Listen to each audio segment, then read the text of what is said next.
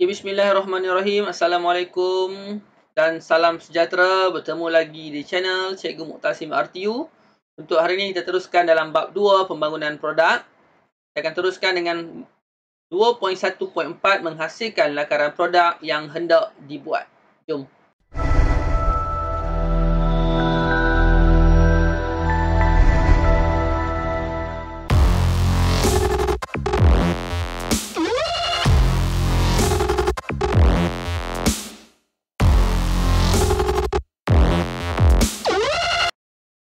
Baik, kita teruskan. Okey, dalam bab ini kita akan tengok ada 3 jenis lakaran ataupun lukisan. Okay, yang pertama iaitu lakaran 3D. Cikgu pasti semua dah jelas tentang lakaran 3D. Dan cuma untuk ini kita akan tengok lakaran 3D bermaklumat. Okey, semua maklumat yang diperlukan untuk pelanggan memahami suatu reka bentuk produk perlu dinyatakan dengan jelas pada lakaran. Maksudnya bila kita nak pamerkan kepada pelanggan kita, bila pelanggan kita tengok sahaja lakaran itu, okey, dah jelas dah apa yang nak disampaikan. Okey, dia dah nampak dah, dia tak perlu tanya kita banyak. Dia tengok, dia dah boleh baca dan faham. Jom kita tengok apa yang perlu ada 6 perkara. Yang pertama, nama produk. Yang kedua, saiz dan komponen. Okey. Yang ketiga, bahan yang digunakan pada produk. Yang keempat, komponen atau bahagian-bahagian produk. Yang kelima, prinsip reka bentuk. Dan yang keenam, elemen reka bentuk yang digunakan. Jadi ada 6. Jom kita tengok contoh-contoh yang ada.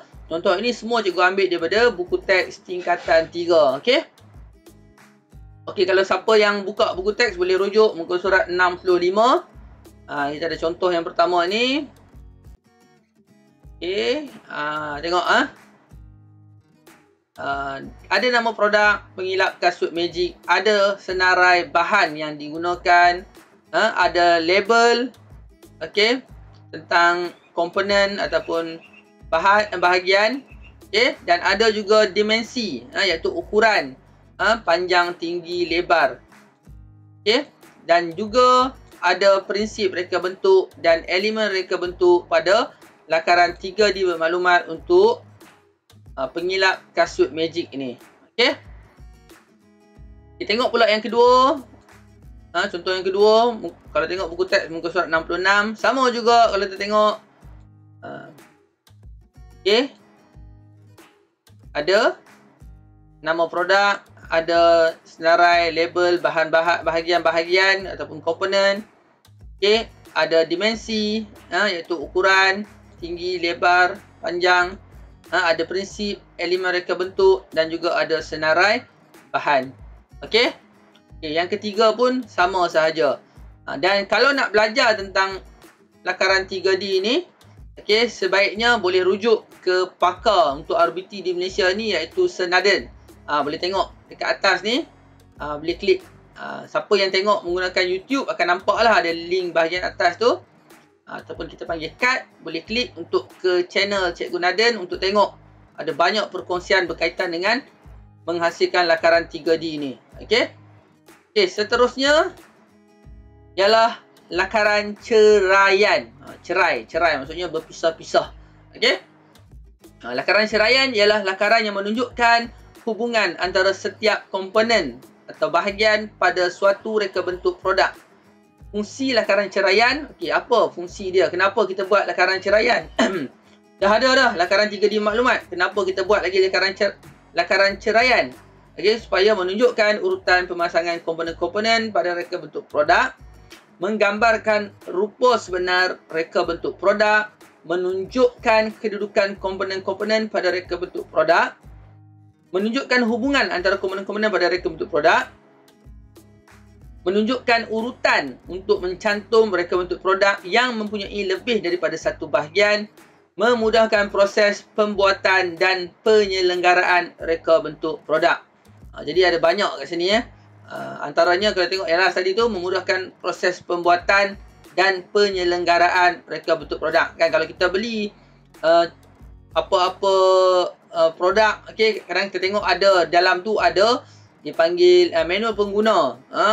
Kadang-kadang kalau macam kita beli barang di Shopee tak pasang lagi, dia bagi bagaimana nak pasang. Contoh kerusi, meja kita beli online, okey, tak pasang lagi, kita kena pasang sendiri. Jadi dia akan guna lakaran ceraian untuk tunjuk bagaimana hubungan antara setiap komponen dan juga bagaimana untuk mencantum reka bentuk produk tu. Okey, jom kita tengok contoh yang ada. Ini contoh daripada buku teks juga. Untuk pengilap kasut magic ni.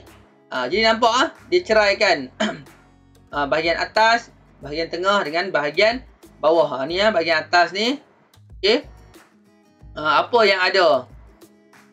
Kemudian okey, dia letakkan anak panah untuk tunjuk. Kalau dalam buku teks tu lebih jelas lah sebab dia turun ke bawah. Okey, macam ni saya terpaksa sebab kita punya slide landscape. Okey, jadi saya terpaksa adjust sikit. Tapi kedudukan macam tu lah. Daripada atas untuk tutup bahagian tengah. Okey, yang bawah bahagian bawah untuk tutup bahagian bawah. Okey. Dan kemudian kita ada fungsi komponen pula. Jadi kita kena nyatakanlah setiap komponen tu apa fungsi dia. Contoh yang diberi ini adalah berkaitan dengan pengilap kasut magic lah. Yang pada lakaran ceraian tadi. Okey. Dinyatakanlah komponen apa, fungsinya apa. Okey. Sama jugalah kalau kita buat untuk kita punya projek tingkatan 3, kita kena buat juga fungsi komponen. Okey, ada apa komponen yang ada dalam kita punya projek dan kita nyatakan fungsi untuk setiap komponen tersebut. Okey, contoh kat sini ada 6, pemegang, switch tekan tutup, pad pengilap, motor arus terus, gear taji dan juga perumah, dan dinyatakan apa fungsi bagi setiap komponen tersebut. Okey. Okey, seterusnya. Okey, yang ketiga iaitu lukisan kerja. Lukisan kerja ialah lukisan yang menerangkan dengan terperinci rupa bentuk komponen suatu produk yang akan dihasilkan. Lukisan ini dihasilkan sebelum suatu model atau produk dihasilkan. Lukisan kerja merangkumi, kita ada isometrik, oblik, skematik, perspektif, ceraian dan unjuran ortografik.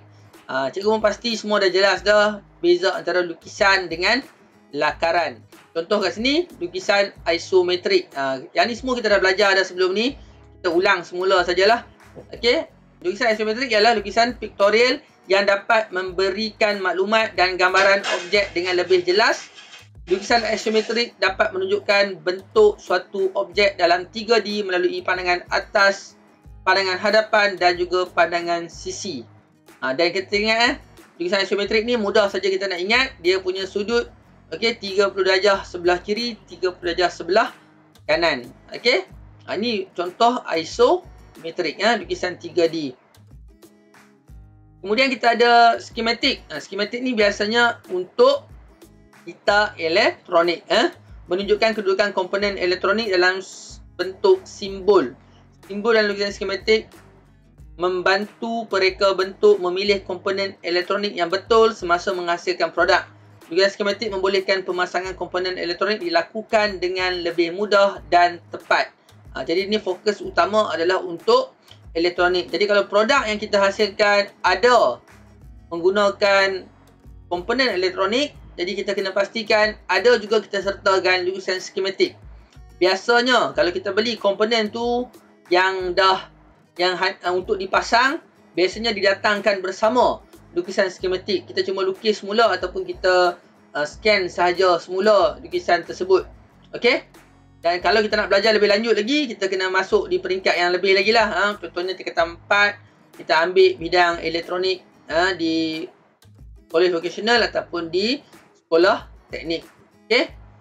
Dan di peringkat universiti. Untuk peringkat sekolah menengah ini, kita belajar basic saja dan kita tahu ini adalah lukisan skematik. Kemudian lukisan unjuran ortografik. Ini 2D lah. Dapat menunjukkan bentuk suatu objek dalam 2D melalui pandangan atas, hadapan dan juga pandangan sisi. Ukuran sebenar dinyatakan dalam lukisan unjuran ortografik untuk digunakan sebagai rujukan semasa proses penghasilan produk.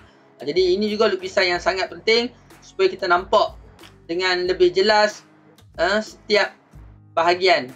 Dan biasanya lah, kalau siapa yang belajar lukisan teknikal, dia kena tahulah daripada ortografik nak pindah kepada isometrik, nak pindah kepada perspektif ataupun perspektif kepada ortografik.